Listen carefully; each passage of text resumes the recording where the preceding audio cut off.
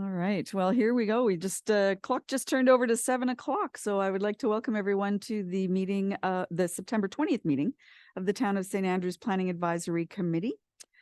Just in order to record some attendance, we have Mr. Tanner online. Everyone else is in the room except for Mr. Ingalls. We will forge ahead at this time. Approval of the agenda. Just before we go ahead with that, I just wanted to make mention of a request to move agenda item number 2, well, F2, variance application for 79 Rankine Mill Road. We're just going to move that up in the order if we can to accommodate a scheduling issue. So we're going to call that application prior to the variance application for 62 Edward. So if everyone was able to follow that, if I could get a motion to amend the agenda. So moved. Thank you very much. A seconder. Thank you, Mr. Kerr. So we are now looking at approving the agenda with that amendment made. Do I have a motion to approve the amended agenda? Thank you. And seconded, Mr. Cross. If there's no discussion and you're ready for the question, all those in favor of approving the amended agenda, please signify by saying aye. Mr. Tanner, none opposed? Aye. Wonderful. All right. And as we begin, we recognize that we are on the unceded traditional territory of the Peskotomohukati people, and welcome everyone for that. Declaration of conflict of interest. Do we have any at this time? I see none, so we'll move on. Minutes from the August 16th meeting were included in your package. I hope everyone's had the opportunity to review. I'd be looking for a motion to confirm those minutes. Mr. Simmons, do we have a seconder? Ms. Harland? And if there's no discussion on the August 16th minutes, I'm going to call the question. All those in favor of approving those minutes, please signify by saying aye. Aye. And there being none opposed, those minutes are now confirmed. Thank you very much. Moving on to our agenda items, we have no presentations or delegations, no zoning applications tonight. We have some variance applications, and we will begin with variance applications. Sorry, I'm going to quickly go through my paperwork here. Thank you. Here we go. We have item number PAC 230906. This is a variance application for 79 Rankine Mill Road, PID 013233701.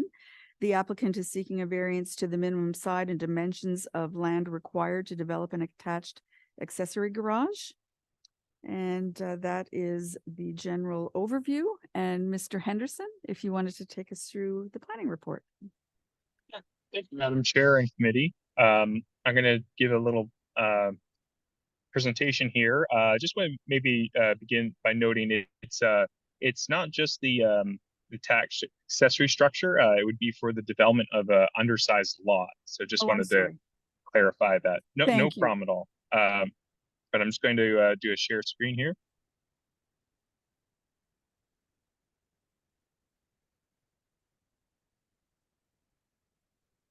All right, so the applicant in this case is Robert Doherty. He's the father of the applicant and also the next door neighbor. It's an application on behalf of his son to build a house at 79 Rankine Mill Road. So this is how the applicant has structured their variance request for their application to replace an existing old, just over 1,000 square foot, 3-bedroom residential building with a new 3-bedroom residential construction. The proposed house would be 1,200 square feet plus 720 square foot attached garage. That would be one level with a 1,200 square foot basement under the residence. So they've requested variance to section 354 of the Chamcook Planning Area Rural Plan Regulation, as a lot is 26 or roughly 27 by 49 meters, just over 1,300 square meters. And the new structure they're stating will only be 13.2 lot coverage.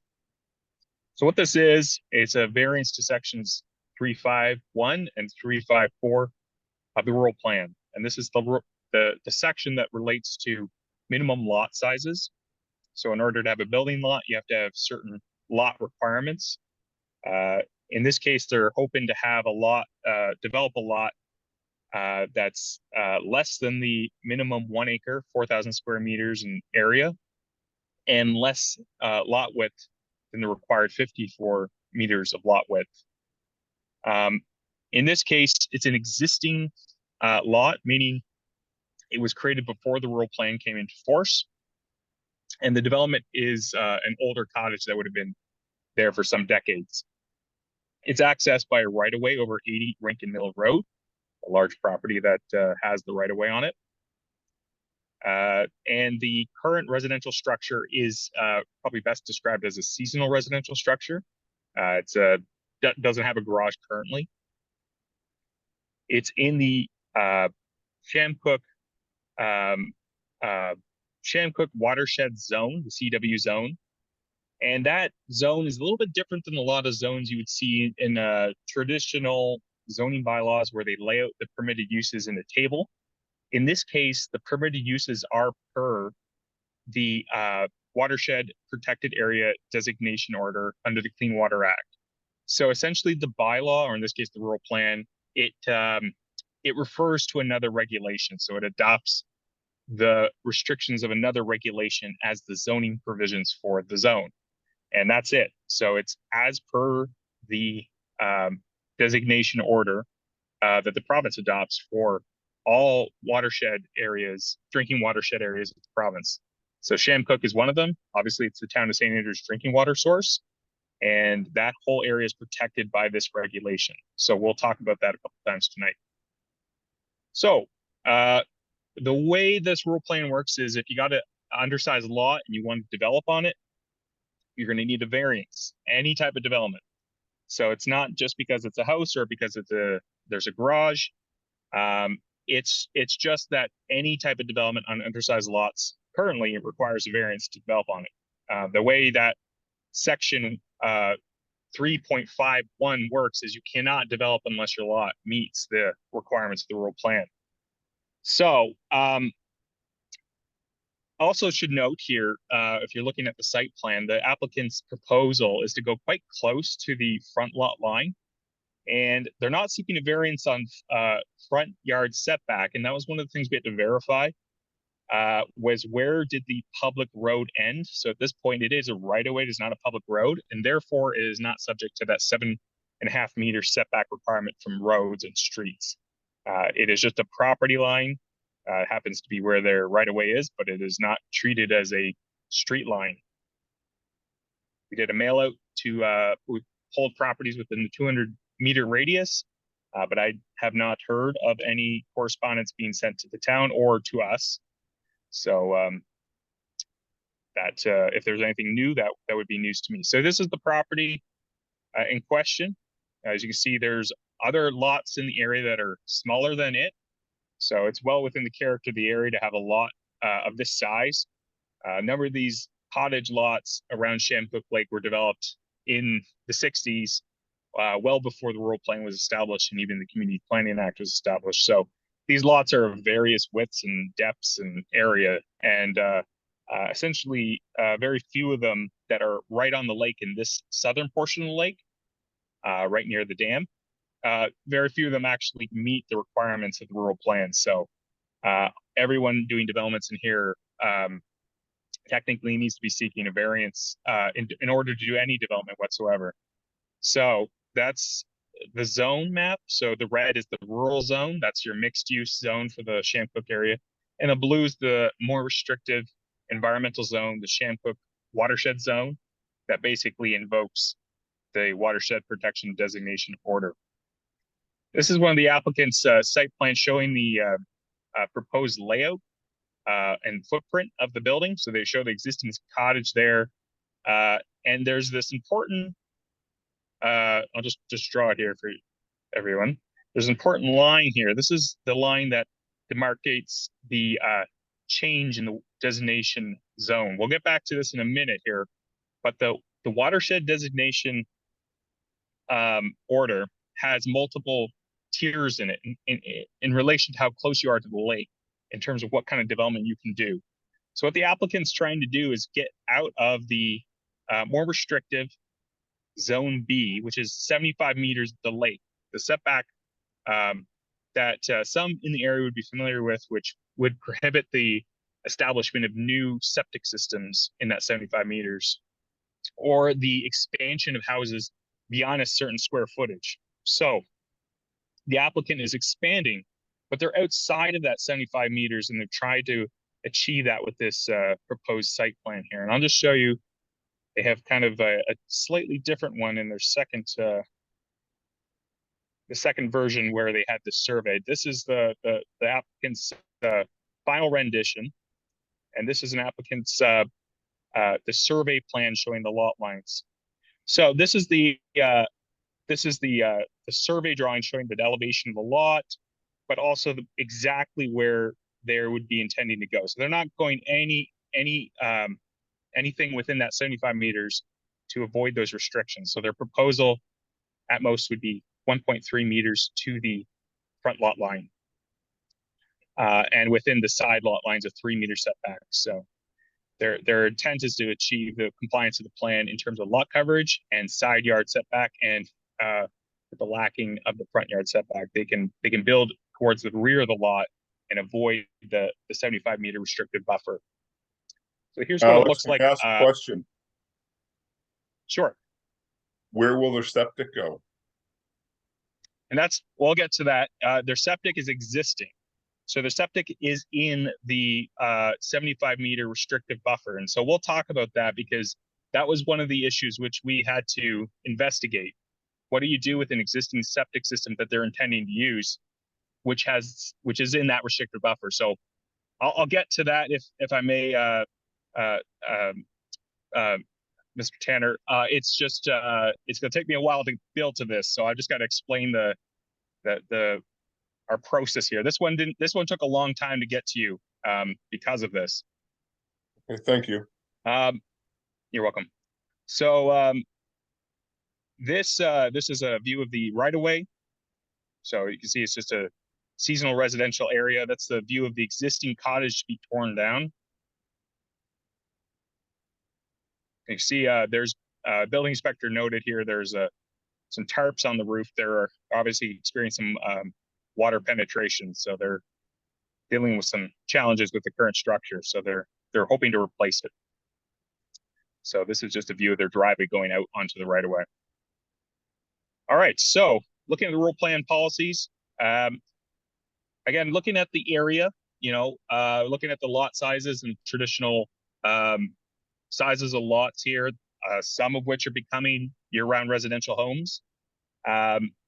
It's something to consider for this request, but it is a policy of the plan to permit residential development that reflects existing character of the area. So if you have a residential development of certain character, it can be something you can take in consideration for sure.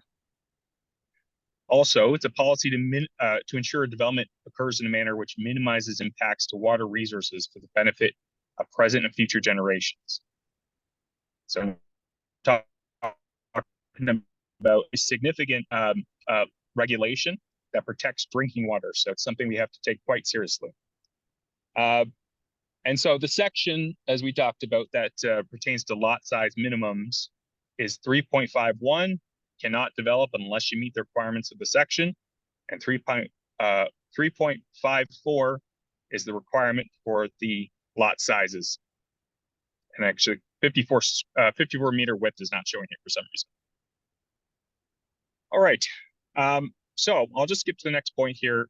The designation order has 3 zones within it. A, which is the surface of the lake, B, which is the 75-meter buffer around the lake, and C, which is everything that is in the watershed, the area that filters down into the lake, and surrounding lakes have this around it. And I'll show you the watershed zone here per the regulation in a minute. That 75 meters is that restrictive area for building. You cannot build a new structure in that 75 meters if you don't have one already. You can expand the buildings in certain ways, but you have to have limitations for septic. So we obviously don't want to have a development here that's going to increase septic capacity on this system. And so that's what we had to look into. Because the existing septic system that they're intending to use for this larger house is in that restrictive zone B, the 75 meters. So we contacted the Department of Environment about this because we weren't quite sure how to handle this request. They recommended us to not permit a dwelling in zone C that exceeded the current number of bedrooms in the cottage if it was continued to be located in dispersed effluent in zone B. So the septic system is in that area. You have to be careful what you build. And they're crossing the line into the area where they can do a little bit more expansion. But they have to take in consideration where the main intent of the regulation is to limit the number of people who be using that septic system. So the septic system's there, 3 bedrooms are using it currently with the current cottage, but they're hoping to have the same number of people use it with the new development. So this is the watershed, the drinking watershed area, protected area. So the zone C is that dotted hatch line here.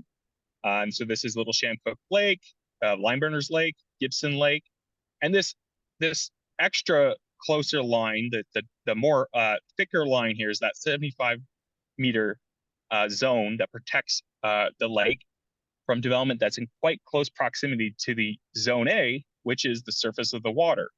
So zone A is where you're going to have the most risks, and that's obviously where we can't have motorized boats and such like that. This is something we are considering here with this application. So, as we said, the development is permitted in this zone, so you can do residential development. You can expand in zone B. This development was in zone B. There's just restrictions on it, the way it would be done. They're going to zone C, but their development is still affecting zone B. Attached accessory garage is permitted in zone C, so they're allowed to do that there. And one thing to note with the attached accessory garage is it's important for residential uses to have these in order to conceal chattel and other personal property, to have a place to put your lawnmowers, your tools, in order to have a neat and tidy appearance of your residential property. So when we're suggesting looking at this variance to the PAC, what we have to consider is the fact that it's in this drinking water area. And so the main thing I think we have to look at is the consideration for potential impact to that existing system. Now, at the same time, it's very important to stress that neither the town nor the commission evaluates or approves on-site septic systems and their adequacy for a site. We do work collaboratively with the Department of Public Safety, Department of Environment, with regard to these matters. So that's what we've done. We've reached out to these two departments. The applicant has it with regard to the existing system, and we have with regard to Department of Environment and the designation order. So the proposal doesn't involve additional bedrooms, which is the critical factor for these types of systems. Make sure that you're not adding more people to the system, in terms of what that system can handle. So a variance approval should be contingent on no further development of bedrooms without the necessary approvals or a ministerial exemption. I don't want to say absolutely none, because minister can exempt properties from certain requirements. Say there's an engineered system of some kind, and again, beyond the purview of what we can say is acceptable or not, but there is an option there. But per the letter of the regulation and following the advice of the department, we should be setting the condition around max number of bedrooms without any other factor like a ministerial exemption. As you guys are aware, variance can be applied in situations where it's considered reasonable and desirable for the development of land and within the general intent of the rural plan regulation. Variances can be useful for accommodating reasonable development where the planning regulation does not adequately take in consideration unique features or limitations of any given property. So it's staff's opinion that both would apply in this situation, given that the lot is predating the rural plan. Existing undersized lots are very common in this area. And one point to mention is desirability in this case doesn't mean desirable from the point of view of the applicant, but it's desirable from the public's point of view, whether this is an appropriate use of the subject property. So it's not desirable if the public would like to see it happen. It's just, this is a desirable outcome for the property. So one thing which could be considered desirable in the case of this development is if it is to be used for residential, maybe year-round purposes, then there's adequate storage on the property for maintaining its appearance. So this is your legal authority, section 55(1)B. We don't have to go over that, but that states the types of variances you can give to dimensions of property. So like lot size is one of them. All right, so our recommendation to the committee is this. It's recommended the Planning Advisory Committee of the Town of St. Andrews approve the requested variances for 75 Rankine Millwood as it's reasonable desire for this parcel of land and keeping with the general intent of the Chamcook planning area rural plan regulation, subject to the terms and conditions that 1, prior to the issuance of a building or demolition permit, that the applicant submits a building plan for a new dwelling that does not exceed the number of bedrooms that exist in the current dwelling using the existing septic system. And 2, that prior to the development of any additional bedrooms in excess of 3 at the above mentioned property, a copy of approval of the Public Health Act of on-site septic sewage disposal and ministerial exemption under the Clean Water Act shall be provided to the development officer. So that concludes my report. Thank you. Thank you very much, Mr. Henderson. Over to the committee for questions. Mr. Tanner, did you want to have some questions? No, my first one there was answered, I think. Great. Fantastic. Anyone else at the table have any questions for the planner? Always. Always. Alex, I've just got a quick question. Does anybody know the current age of the sewer system that's in place now for the current cottage? And what is the lifetime expectancy of that sewer system? That's a good question. I don't have that exact detail, but what we're going to be needing before we can issue the building permit is the copy of the waiver where the plumbing inspector, which is Patrick McShane, would issue for the development to occur. So we can't give a building permit unless that plumbing permit's issued. My other question is then, I know that this is allowed, and I mean, this is mainly a question for probably Robert. He's here he's here sitting here. The father's son's, anyways, the applicant's father. I get it out of the way. Blah, blah, blah, blah. Well, was any discussion ever placed that I know they're ripping down the cottage, even moving the sewer system up the hill?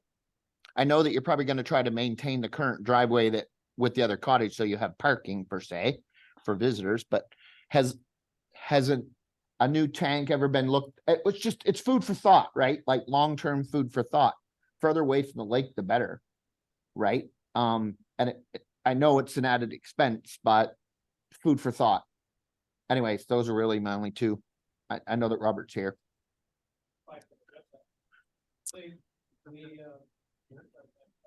No, let me just make sure no one from the committee has any questions for the planners, and then it's all yours. How does that sound? Anyone else? Okay. What kind of conditions are being put on the property or could be put on the property to ensure that in 15 years down the road, when this property is sold, it still, let's say it still has the same septic, so on. A younger family purchases a property and develops the house a little bit more inside, adds a couple bedrooms, and that property, now houses 6 people instead of 2. Is there any? All right. Yeah, I can take that. So what we do with files like this is they get flagged in our system. So as I said, you can't do any development here without a variance. So in one case, they'd be coming back to the committee to request additional variance if they're going to do additional development beyond what they are permitted here. So that's one thing to keep in mind. That's one. Two, if you're going to be adding bedrooms to an existing house, and one of the things that we would require is that you make sure you have an egress window and such, which requires a building permit to verify the occupancy change to make sure you can actually have a bedroom legally. So essentially, if they're going to be adding bedrooms, they're going to need a building permit, which means that we do a development check, which means we'll be looking at the conditions of the variance, which means no go on the additional bedrooms. So it's if someone put in a bedroom illegally, again, they'd be in violation of the Public Health Act. They'd be in violation of the Building Code Administration Act. They'd be in violation of the Community Planning Act. We can't necessarily stop someone from doing something illegal, and this certainly does happen. But if it is discovered, then it's a major issue. So you're in violation of 3 acts there. Thank you. Now, Mr. Doherty, this is your opportunity. Thank you for waiting.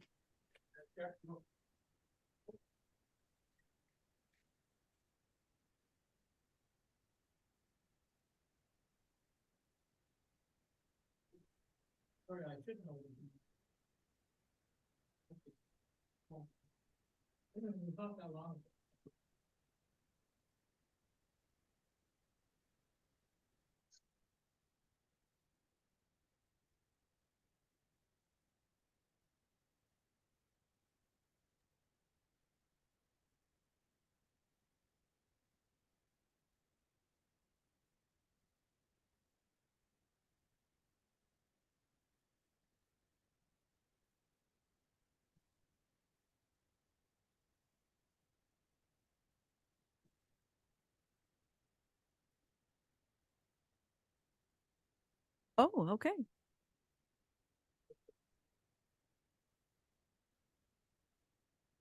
Any questions from the committee?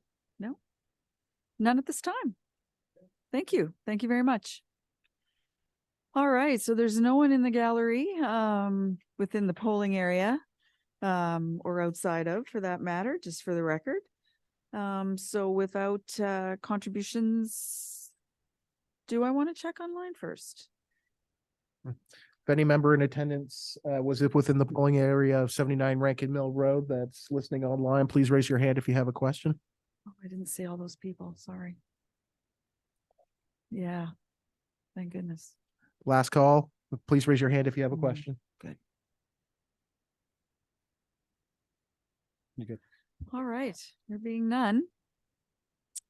We are being asked to consider then 2 variances and 2 conditions. If anyone wanted to take a stab at the motion, we can get moving. There's a recommended motion on your planning report. Yeah, Yep. Just want us to read that one. sure thing. Yep. I'll make a motion that the Planning Advisory Committee of the Town of St. Andrews approves the following variances and terms and conditions of 79 Rankine Mill Road, PID number 01323701 for Ryan Doherty. 1, a proposed 1,321 meter squared lot area reduced from the required 4,000 meters squared. A proposed 27 meter lot width reduced from the required 54 meters.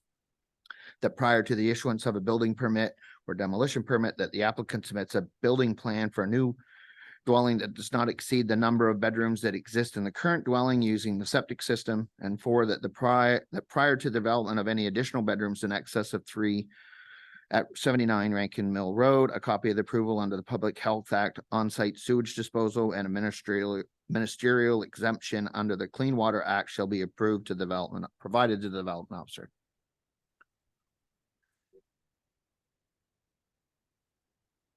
Thank you very much. Is there a seconder for that motion? Mr. Kurt, thank you second it. very much. Any discussion? Mr. Tanner, any concerns, questions, discussion? No, none, thank you. Thank you. If there are no other concerns, I'm going to call the question. All those in favor of the motion, please signify by saying aye. Aye. And none opposed. Those variances and conditions as presented are approved. Thank you. Chair, if I may. Yes, sir. I do have to depart. I was the one who had the scheduling conflict. Unfortunately, I have to go run into a meeting for Eastern Charlotte's Council right now. Yeah. But I do apologize again that our planner could not attend. It was just a last minute emergency. But we'll leave it in the capable hands of Paul Knopper, the clerk, to answer questions per the report that Xander submitted to the committee. If there's anything that is committee and the clerk are unable to answer, obviously their option to you is to table, but we'll leave it with you and your capable hands. So thank you, and I'll have to depart now. Thank you. Good night. Good night. All right, so we are moving on to item number PAC 230903. This is a variance application for 62 Edward Street, PID 013184443. We had discussed this briefly last month, and now this comes before us once again. We are looking at requests for variances to allow for the accessory building unit to be 6 feet from the property line instead of the required 10, and to allow the total square footage of the accessory buildings on the property to be 1,224 square feet instead of the maximum 904 as detailed in our documents. So I'll turn it over to you, Mr. Knopper. Thank you, Madam Chair. I'm just going to go through the PAC report so that those who are listening and being recorded and understand what is going on. So this report was put together by Xander Gopin, our senior planner for the Southwest New Brunswick Service Commission. So the owner is Ann McIntosh with the applicant Rory Linton. So this is under zoning bylaw Z 2201, the service residential zone. With a summary, the applicant is requesting a variance to allow an accessory building 6 feet from the rear property line instead of the required 10 feet, and to allow total square footage of the accessory building structures to 1,224 square feet instead of the 904.2 square feet. So very similar to what we had before. 62 Edward Street is approximately 0.3 acre L-shaped corner lot with an existing 2.5 story house with approximately 1,850 square foot footprint and a 600 square foot detached garage accessed off of Queen Street. Section 4.1.7 of the zoning bylaw requires that accessory structures not exceed the gross floor area of, and this is of all buildings, of 904.2 square feet or 10% of the lot area.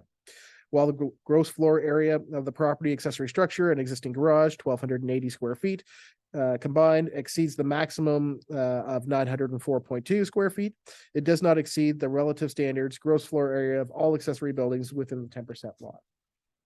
The applicant was initially presented at the August 2023 meeting and proposed a structure of 620 square feet. Knowing that they could go with a slightly larger structure at 628 square feet, the application was tabled. Actually, it was rejected by PAC for a new application to come forward. So under the municipal plan, sections 2.1.2.5, environmental and climate change was brought forward. I'm not going to go through reading each of them, but 2.8.2.5, housing, as we've been going through this. So external consultation. So there was a mail out sent out with the properties within 100 meters of the development area. And we did receive 2 letters of feedback that were in support and had no issues with the development. So into discussion, accessory dwelling units are one of the best ways to add gentle density in existing buildings and increasingly seen as part of solutions to the national housing crisis. They are a development that can be undertaken by most homeowners and do not significantly add to the strain of existing infrastructure while increasing population and tax revenue. The municipal plan encourages ADUs, but does speak to existing neighborhoods, characters, and continuity of streetscapes. Given that this proposed ADU will meet all the standards except for the absolute gross floor area and height, but still meets the relative standards, the variances clearly meet the overall intent of the municipal plan and zoning bylaw.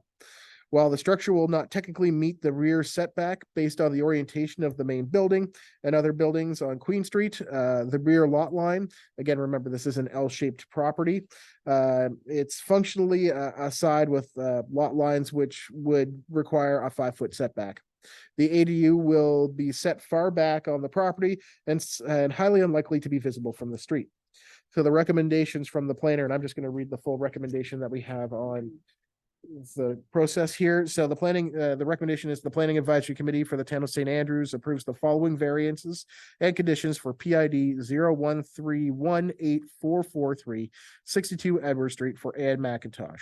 1, to allow for an accessory building 6 feet from the rear property line instead of the required 10 feet. To allow the total square footage of the accessory buildings on the property to be 1,224 square feet.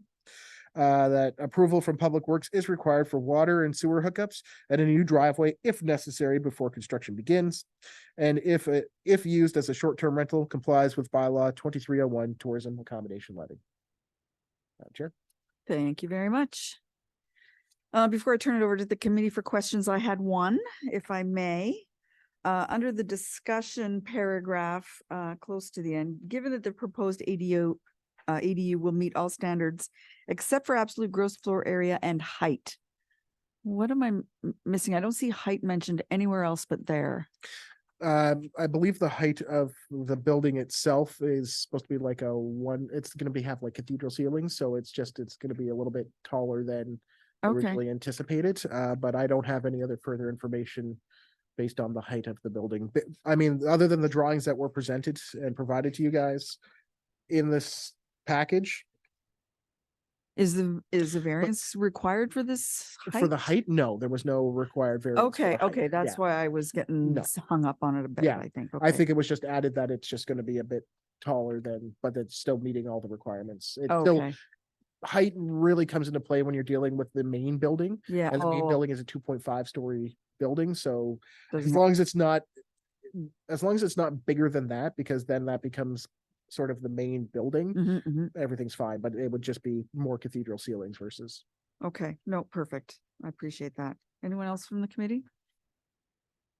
Mr. Tanner, any questions from you?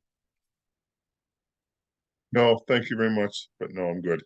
Okay, Just for clarity, this was more intended for her to live in as opposed to short-term rentals, that's correct? right. That's correct. Yes, Okay. yes. Okay. All right, do we have the applicant online? You have Mr. Rory Linton is available, so. Give me a second. Mr. Linton, you have the floor to PAC if you want to mic. Yeah, there's nothing I need to add, Okay, other than the height. You're right, that is 15 feet. I don't think it's going to exceed anything. I think the height falls within the.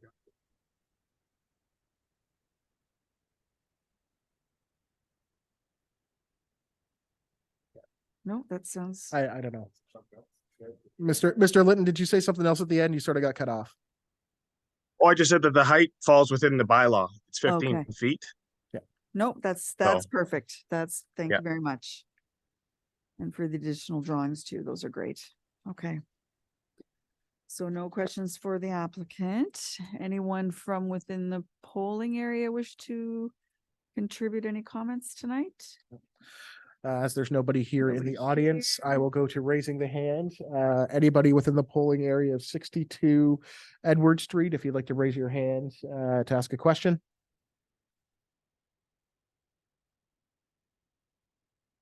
One last call, if you'd like to raise your hand to ask a question. Where's yours? All right. All right, so back to the committee. Anyone care to make a motion on this file? Wonderful. Thanks, Kevin. Wow. So I make a motion that the Planning Advisory Committee for the Town of St. Andrews approves the following variances and conditions for PID 013184443 for 62 Edward Street for Ann McIntosh. I'm not too sure if I pronounced that last name right, but number 1, to allow for an accessory building 6 feet from the rear property line instead of the required 10 feet. Number 2, to allow the total square footage of the accessory building on the property to be 1,224 square feet. Number 3, approval from Public Works is required for Water Street and sewer hookups and new driveway if necessary before construction begins.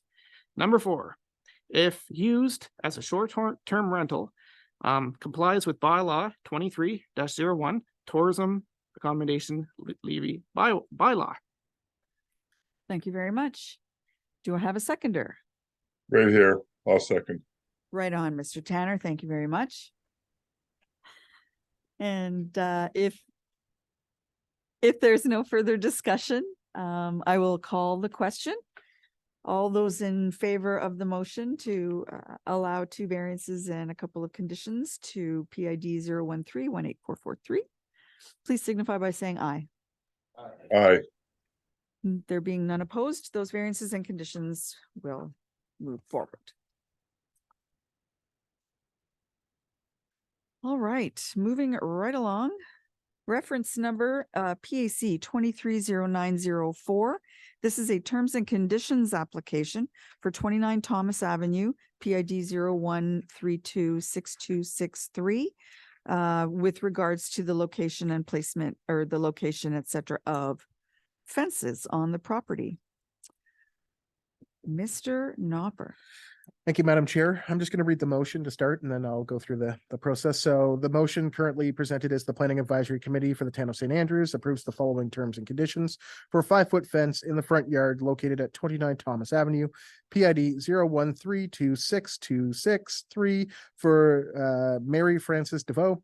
Number 1, town staff shall be alerted prior to the installation of the fence to ensure municipal easement is maintained. And 2, the fence shall be placed at least 5 feet from the southwest property line adjacent to 35 Thomas Avenue. So this report was generated by planner Alexander Gopin from the Southwest New Brunswick Service Commission for 29 Thomas Avenue. So the application is for terms and conditions for a 5-foot fence located in the front yard. So 29 Thomas Avenue is through lot running between Thomas and Bayview Avenue, or Bayview Drive. The applicant wishes to place a 5-foot high black chain link fence to enclose the yard as shown in the site plan. As a portion of the fence will be in the front yard on Thomas Avenue side, terms and conditions are required. Remember, you can't turn it down. You can modify the terms and conditions that are present. The proposed fence meets all other zoning standards.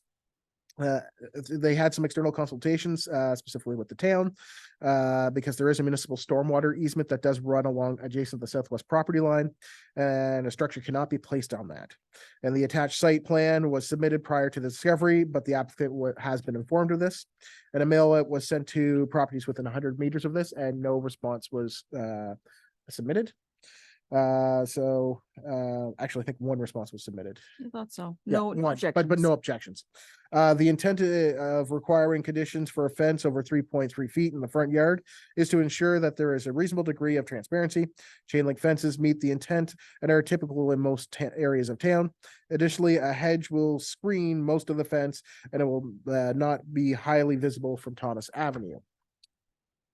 So the recommendation of the staff is to the Planning Advisory Committee that the terms and conditions to the proposed fence, again, the town staff shall be alerted prior to the installation to ensure municipal easement is maintained. And 2, that the fence shall be placed at least 5 feet from the southwest property line adjacent to 35 Thomas Avenue.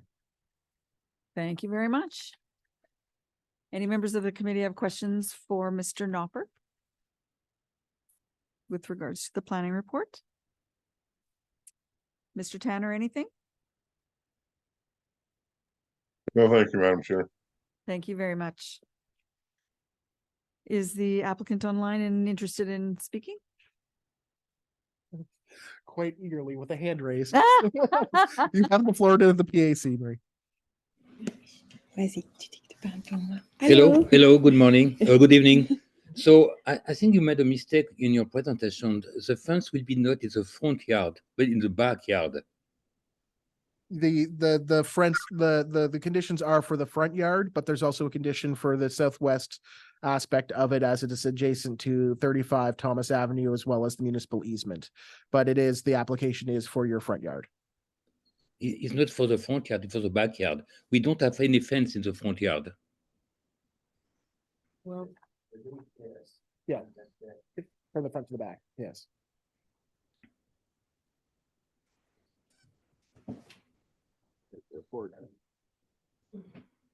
Yeah. Yes, so because there's Yeah. a little piece that does hit the front of the property, it still has to have a term and condition, and that's why it's here, so. It's just, they can't, PAC can't turn down the terms and conditions. They can add, modify, or change terms and conditions, but they can't turn down the fence. So what means that? What we have to do? No, at this point, it's a PAC decision. This is your opportunity to provide any additional comment on that you would like on the fence. Okay. So we need to send a new email to explain what we want to do. No. So No. what we have to do? Well, at this point, it's if you have any additional comments about your fence, or if you want to add anything else for PAC consideration. But otherwise, the terms and conditions that have been explained by the planners and that are in the report here would meet the requirements that have been explained to you already.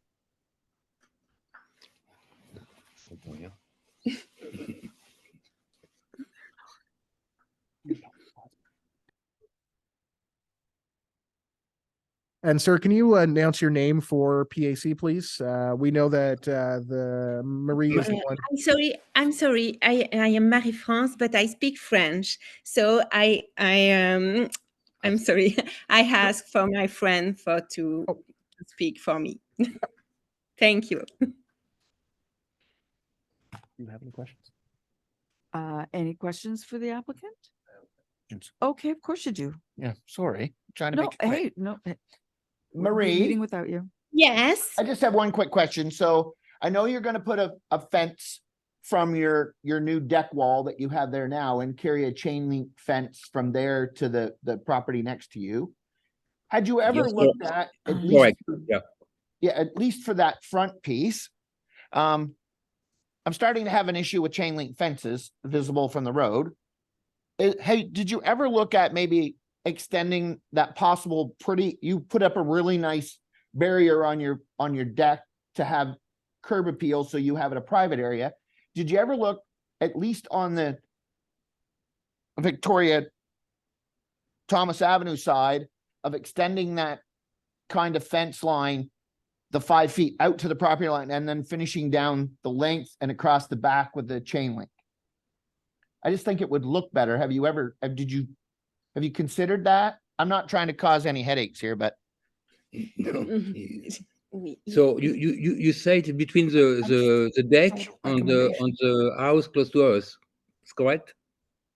Yeah, this is just food for thought. I can't say yes or no, but I mean, curb appeal, I know you're applying for a chain link fence. That's what we're here Yeah. about, Yes. allowing the fence and allowing a chain link fence. I just think you took all that time to build that really beautiful deck on there and have that nice wooden staggered board effect from the deck, and that would carry really well out to the property line on the other side, and then the chain link fence. It's here nor there. I'm just throwing this out there for food for thought.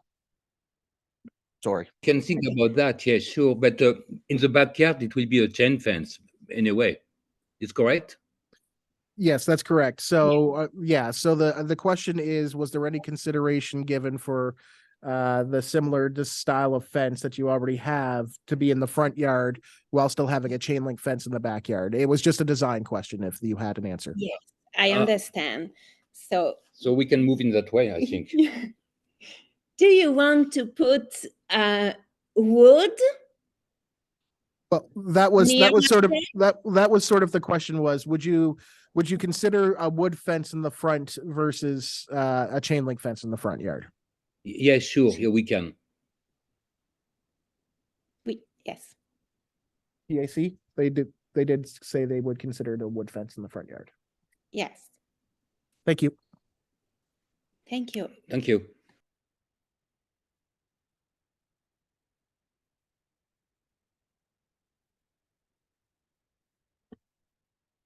All right, so any other questions from the committee then? No? Just give me a second. Thank you. I'm just going to mute you guys for now. PAC is satisfied with the answers they've received. It's okay. It's okay. All right, so anyone from the audience? There were no concerns by mail. No one in the audience raised their hand. Okay, all right. So we have a couple of terms and conditions here that that we can apply to this. We can add one if you care to be specific about it, or we can go with these. Does anyone have a motion? I'll make a motion, Madam Chair. Make a motion that the Planning Advisory Committee for the Town of St. Andrews approves the following terms and conditions for 5-foot fence in the front yard located at 29 Thomas Avenue, PID 01326263 for Marie France Devaux. Number one, town staff shall be alerted prior to the installation of the fence to ensure the municipal easement is maintained. And 2, that the fence shall be placed at least 5 feet from the southwest property line adjacent to 35 Thomas Avenue. End of motion. Thank you very much. So moved. Do we have a seconder? Mr. Simmons, thank you very much. All right, is there any discussion on the motion? No? Anything, Mr. Tanner? Well, thank you. Thank you. All right, then I'm ready to call the questions. All those in favor of the motion, please signify by saying aye. Aye. And there being none opposed, those terms and conditions have been applied to this file. Thank you very much. Moving on, reference number PAC 230905. This is again a terms and conditions application for 300 Montague Street, PID 013-22759. There's 3 terms and conditions being requested. And I'll turn it right back over to you, Mr. Knopper. Thank you, Madam Chair. I'm just going to again go through the motion. Yes. So the motion that's being requested is the Planning Advisory Committee of the Town of St. Andrews approves the variance application and terms and conditions for 300 Montague Street, PID 013-22759 for Marc-Alain Mallet. Number 1 is that the fence can be located closer than 1 meter to the property line or from the property line. Number 2, a 5-foot fence can be located within the flankage yard. And number 3, that all aspects of the encroachment agreement dated August 22nd, 2023 between Marc-Alain Mallet and the Town of St. Andrews are followed. So the planning report from Mr. Alexander Gopin, Senior Planner for the Southwest New Brunswick Service Commission, noted that this is an application for terms and conditions to a 5-foot fence located within the flankage yard and to approve a variance to allow a fence closer than 1 meter to the property line. Background is that 300 Montague Street is a corner lot with a second frontage on Sophia Street. The applicant has placed a 5-foot high black chain link fence around the property, including portions of the flankage yard, and therefore this position requires terms and conditions. The fence has also encroached into the public right of way, so portions are closer than 1 meter to the property line. The town has entered into an encroachment agreement with the property owner and has no concerns. External consultation, town staff were consulted as to the encroachment. Mail out was sent to the properties within 100 meters of the subject property and no letters were received. In the discussion, the intent of requiring conditions for the fence over 3.3 feet in the front and flankage yard is to ensure there is a reasonable degree of transparency. Chain link fences meet the intent and are typically in most areas in town. So the recommendation, so staff recommends PAC apply the following terms and conditions. All aspects of the encroachment agreement dated August 22nd, 2023 between Marc-Alain Mallet and the Town of St. Andrews are followed. What about the other 2? So the other 2 did come from the report itself. And so those were brought forward actually as part of the mail out as well. So they are part of the motion to be brought forward as it is within 1 meter from the property line.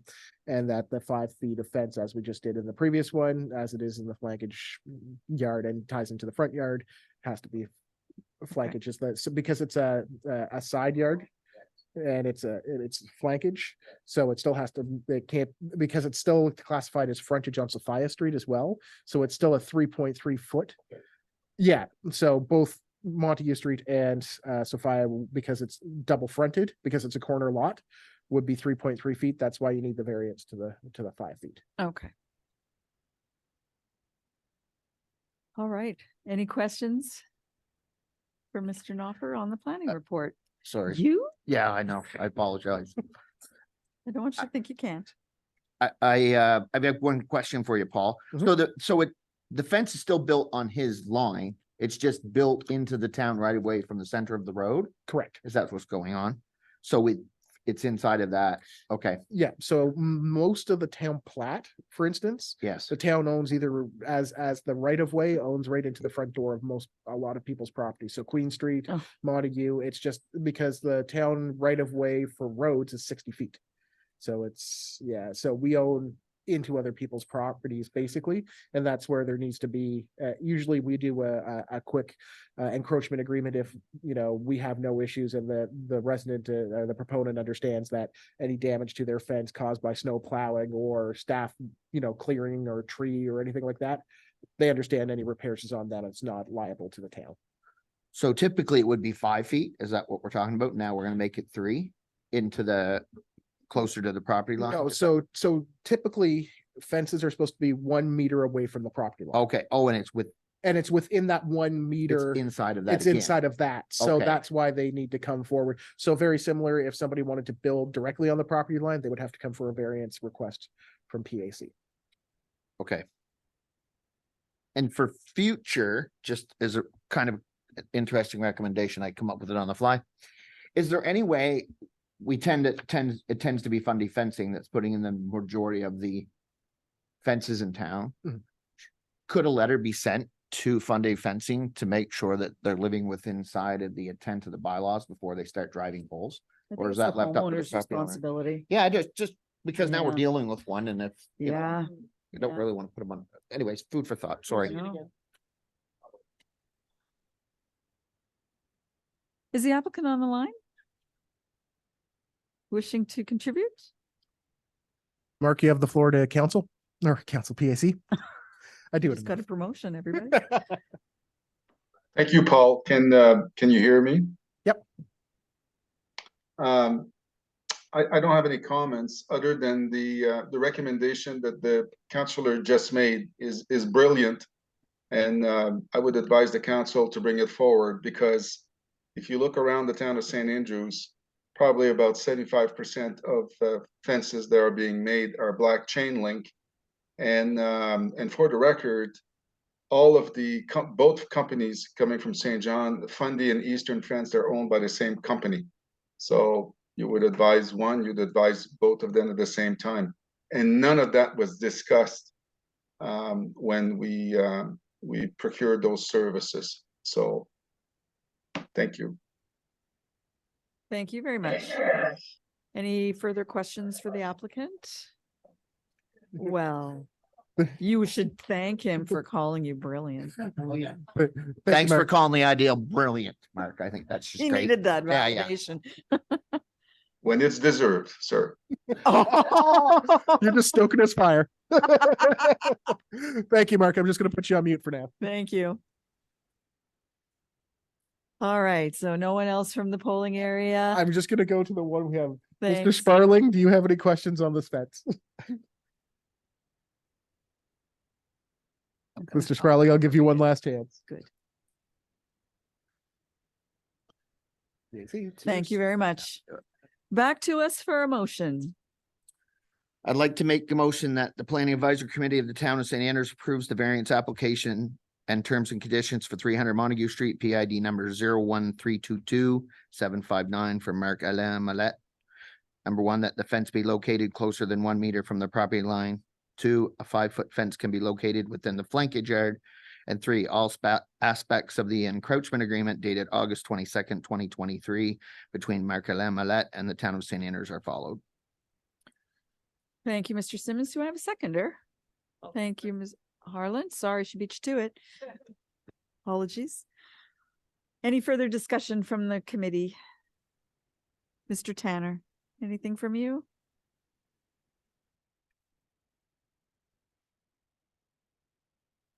Or we'll say no. All right. Okay, I'm going to call the question then. All those in favor of approving the motion, please signify by saying aye. Sorry, excuse me, I did have one question. Oh, well, okay, thank you. No, maybe I had it on mute when I thought I had it muted, but, why are all these fences being put up? Is it for deer control?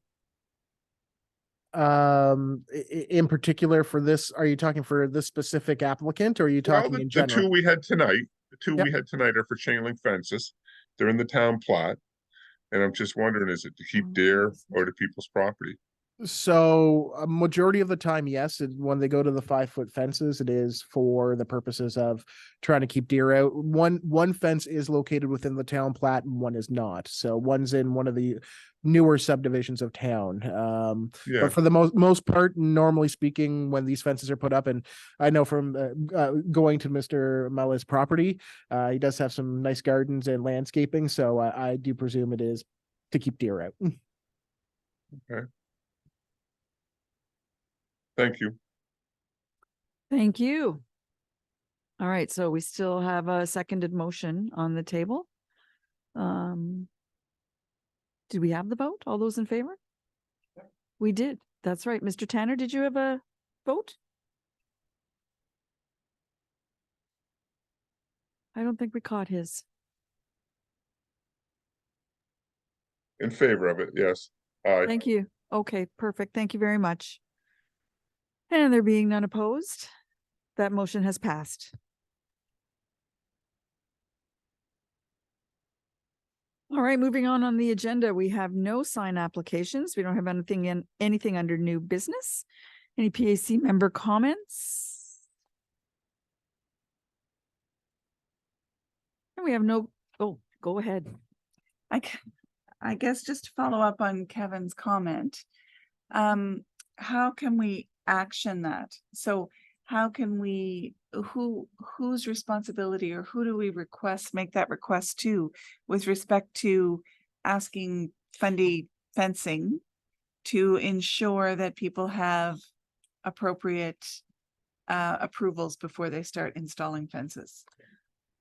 Yeah, I think Does that go it's to the, sticky because it's the owner's responsibility to make sure that the permits and everything are in place. Even if it was a building permit, it would still be, up to the owner to make sure that those are in place. right, but could we as a PAC at least make a recommendation to the Regional Service Commission? If they don't apply for a permit, then what's the service commission like? I don't know how to. So normally speaking, they would have to still, with any fence, you have to apply for a development permit. So there would still be a permitting process that goes through it. Now, they do inspect the permits before and after.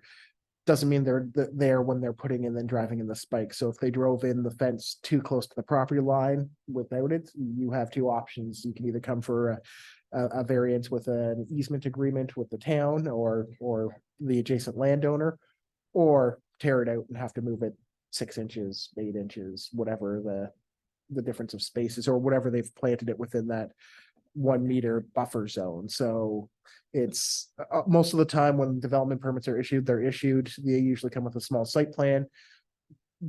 They do their best as the planners to get it accurate, but doesn't mean they're on site inspecting it when the fence is installed. So in the purposes of Mr. Mallet's file today, it's definitely one of those situations where we can encourage and if we wanted to, we can speak with the planners about how we can address a letter to them. But again, situations can come down to if it's put in the wrong spot, then Mm-hmm. it's responsibility. I have a question then.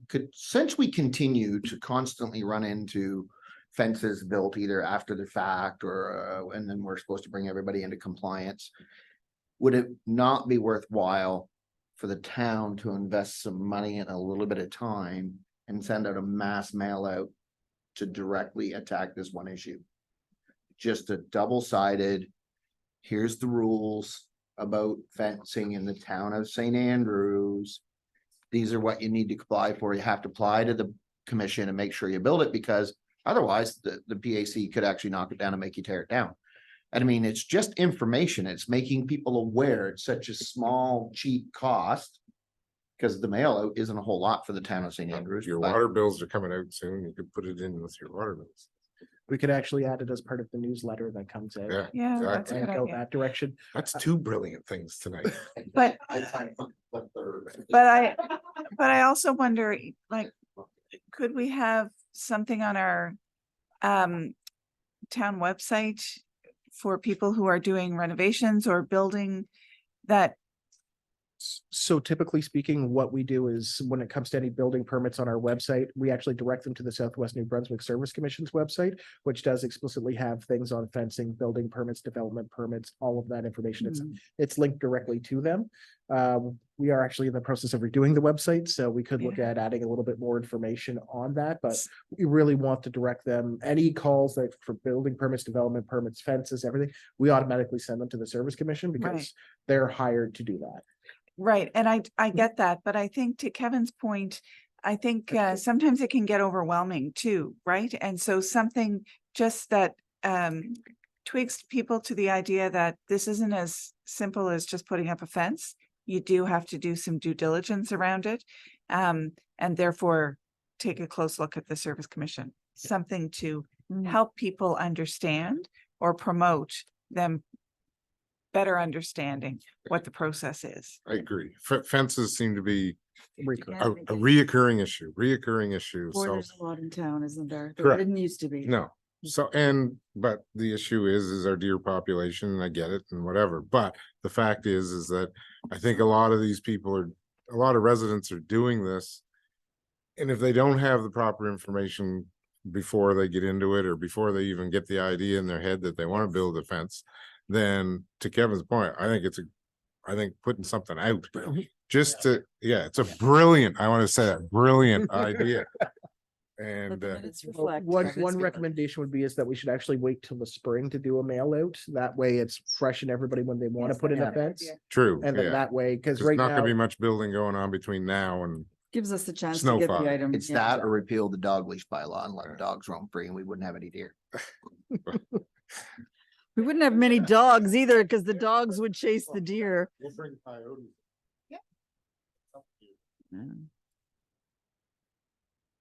It does, we have to keep in mind that a lot of all the bylaws, all of the zoning, all of that stuff is being reopened and revisited by council, and we're gonna get an opportunity to provide our feedback.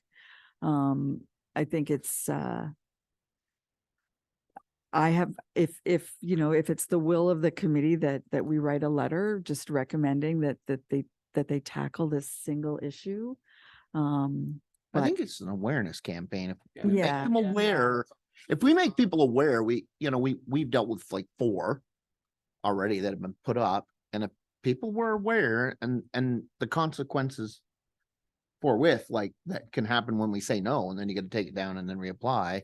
But I mean, we've never done it. I'm just saying, but if you make people aware and you say, this could happen if we see it. It's also a waste of our time as volunteers on a PAC committee. Yes. And we could be dealing with a lot of other stuff than fences already being built. Yeah. Agreed. Are you folks directing me to do something then? Did you want me to write a letter?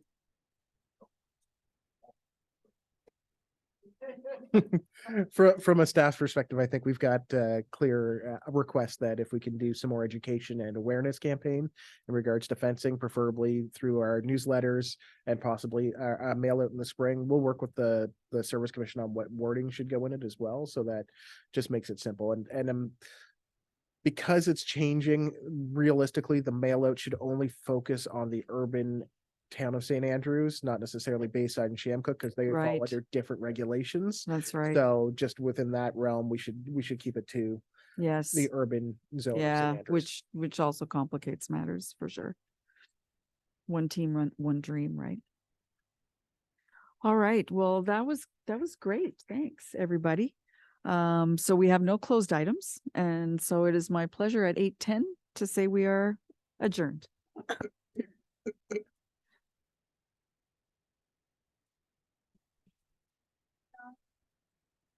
Thanks, John. Thank you.